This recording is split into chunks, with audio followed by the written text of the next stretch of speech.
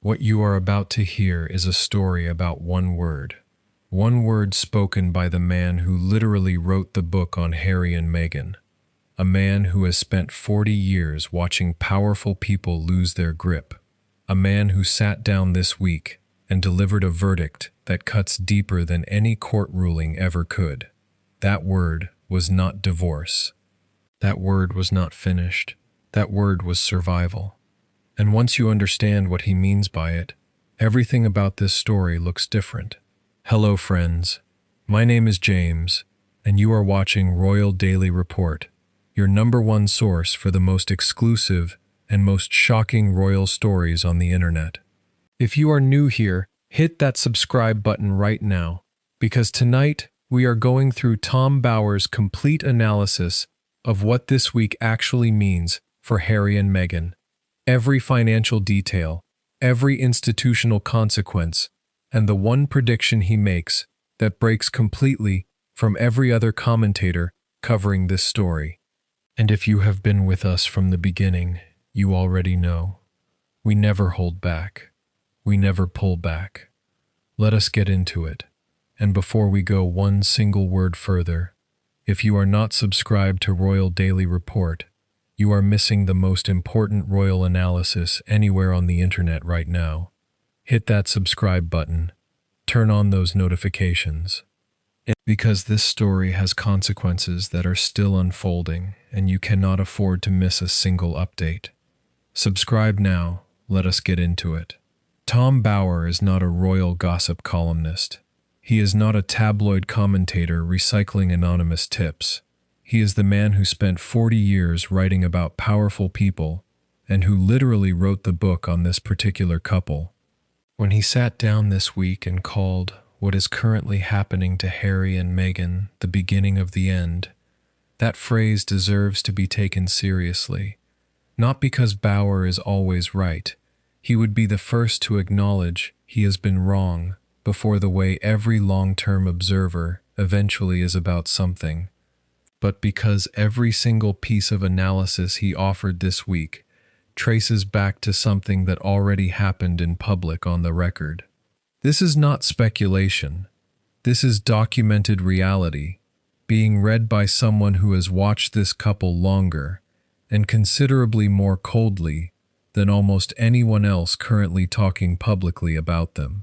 Subscribe to Royal Daily Report right now, because the actual verdict itself and the specific headline that most outlets repeated that genuinely was not the complete or fully accurate picture of what happened in that courtroom is the foundation everything else is built on.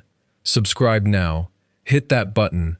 Turn on those notifications. Subscribe now.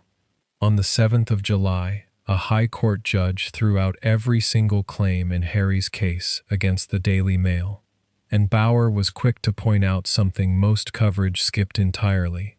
This was not Harry's first loss in front of that same judge. It was his second. Bower's reading of that pattern is blunt. What the establishment is really signaling is that they simply cannot deal with this man, that there is a fundamental distrust of someone fifth in line to the throne. To be genuinely fair to the actual written record, the presiding judge did not at any point call Harry a liar. The ruling rejected the case because it leaned on suspicion rather than solid proof, and it actually accepted a fair amount of Harry's own evidence along the way. That distinction matters, and Bower knows it. But his read is that Harry walked into that courtroom expecting the world to simply take him at his word, and walked out having learned the world wanted receipts instead. The Mail's chairman, Paul Dacre, called it a momentous victory and described Harry as a confused, angry young man, adding that there is not enough laundry in existence to wash all the dirty family linen Harry has aired publicly. That is the tone from the winning side, total unfiltered contempt. Here is what actually makes that tone genuinely dangerous for the Sussex operation, rather than simply embarrassing for one afternoon of coverage. Their entire brand runs on one specific story: the wounded prince telling an unvarnished truth, Nobody else would tell. Once a court has publicly waved that truth away, unproven and dismissed, the victim narrative stops generating the same return it used to. The wound was the product. The product just lost its warranty. Subscribe to Royal Daily Report right now, because the specific number that should genuinely be keeping people inside that Montecito household up at night right now, and what Bauer said about who will be pursuing whom for it, is coming right now. Subscribe, hit that button, turn on those notifications, and subscribe now. £50 million, give or take. That is the combined cost being floated for this entire legal marathon. And the losing side, in a case this size, is typically the side left holding the bill. There is a hearing scheduled for the end of July, specifically to determine who pays what.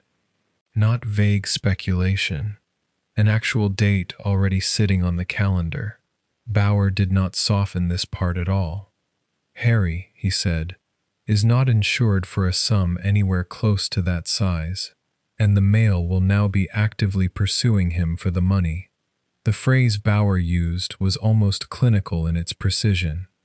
The gray men Harry spent years despising are now the exact men holding his financial fate in their hands, and he has no power to move them.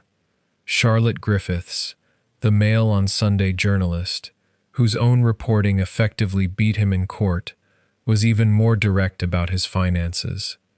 She does not believe Harry currently has meaningful money available, and says she has heard he is scrambling to put together another Netflix deal because the contract he had has already lapsed. Everything in her specific words is a dumpster fire. Picture the actual financial machine funding the Sussex lifestyle right now. Netflix money reportedly thinner than the early headlines suggested. Spotify gone entirely. The memoir, a one-time payout rather than an ongoing revenue stream, and now a legal bill with more zeros attached than most people's houses cost, landing in the exact same month the victim narrative collapsed publicly. That is not a rough patch. That is water actively coming through the floorboards.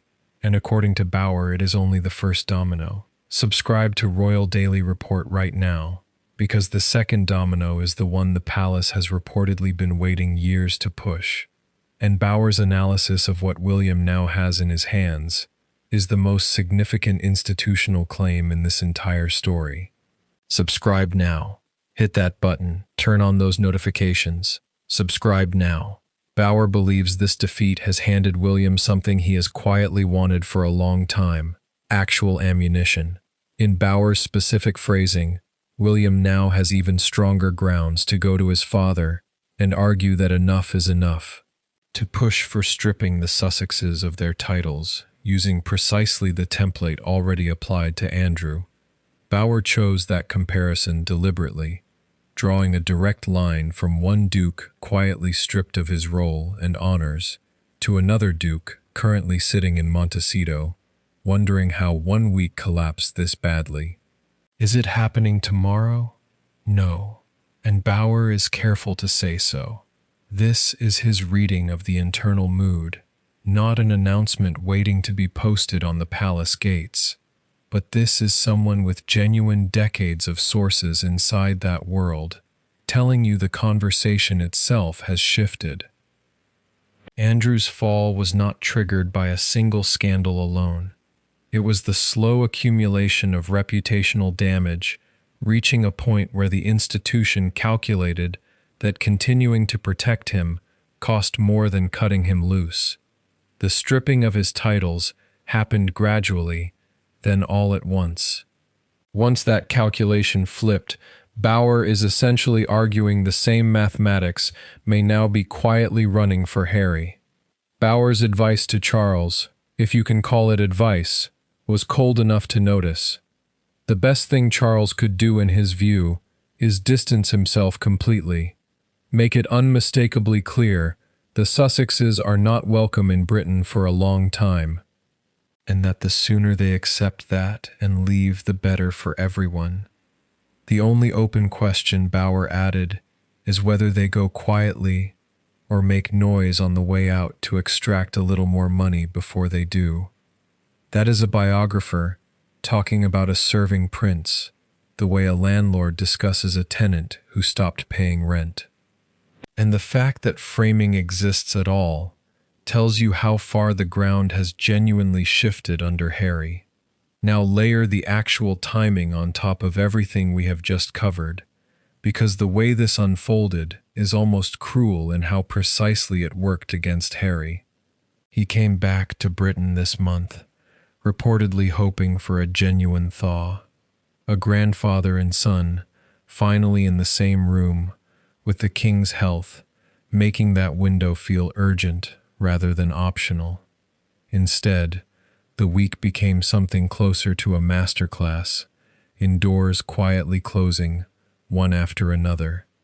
There was confusion over where he would even stay, an offer of accommodation on royal property that reportedly came and went before anything was pinned down. Bauer's specific read is that Charles will now be genuinely wary of getting close to his son again, defaulting to something like simply not having room in the diary. What a sentence to apply to your own child. But that is apparently the register things have settled into. Palace sources speaking to royal journalist Katie Nicholl went further on the actual question that matters most. Is Harry ever coming back as a working royal in any capacity? Her answer was flat. No, it is not happening. And the reason she gave was not really about Charles at all. It was William. Those particular bridges, in her words, are well and truly burned. Subscribe to Royal Daily Report right now, because what stings most about all of this, and what most coverage has completely missed, involves the one thing even Bauer openly admits is genuinely good and beyond reasonable dispute. Subscribe. Hit that button. Turn on those notifications. Subscribe now. This was supposed to be Invictus Week.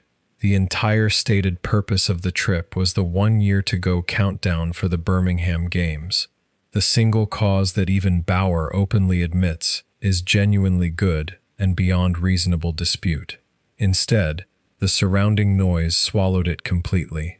The court case, the security dispute, the accommodation confusion, every headline that should have belonged to wounded veterans went to a wounded prince instead.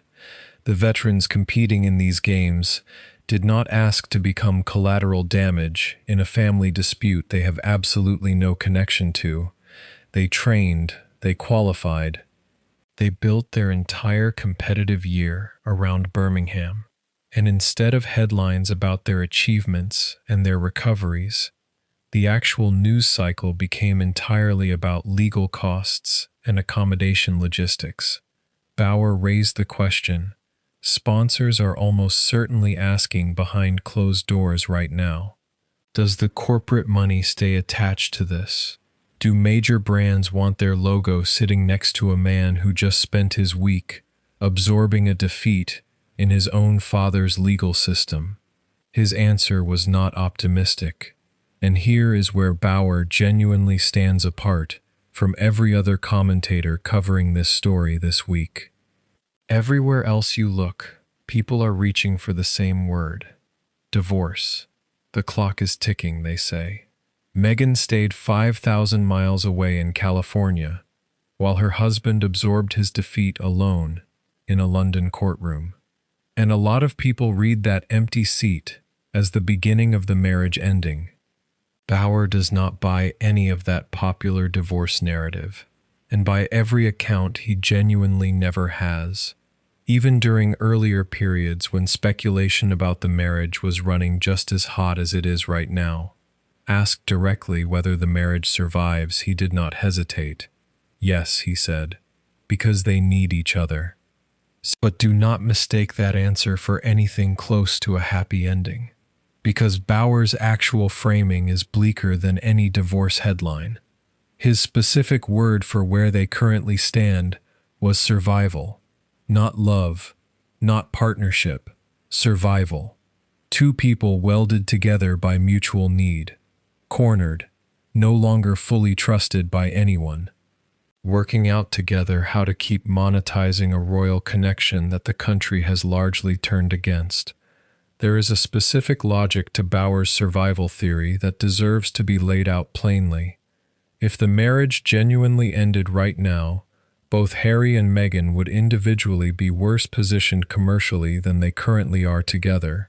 The combined brand, whatever its problems, still generates more attention and more opportunity than either of them would likely command entirely on their own. A divorce would also hand every critic currently circling this story exactly the confirmation they have been predicting for years. Proof that the entire post-royal project was built on something considerably shakier than genuine partnership. Neither of them in Bauer's reading can currently afford to be the one who hands the world that particular vindication, regardless of what the private relationship actually feels like behind closed doors. Other channels are selling you divorce because divorce makes for a tidy story with a countdown clock built in. Bauer is selling something considerably worse and considerably truer, a marriage that cannot end, specifically because neither person can actually afford to walk away from the other right now. A £50 million bill with an actual hearing date, a brother with his ammunition loaded and waiting, a father with no room left in his diary, and a victim story that a judge just quietly filed away as unproven.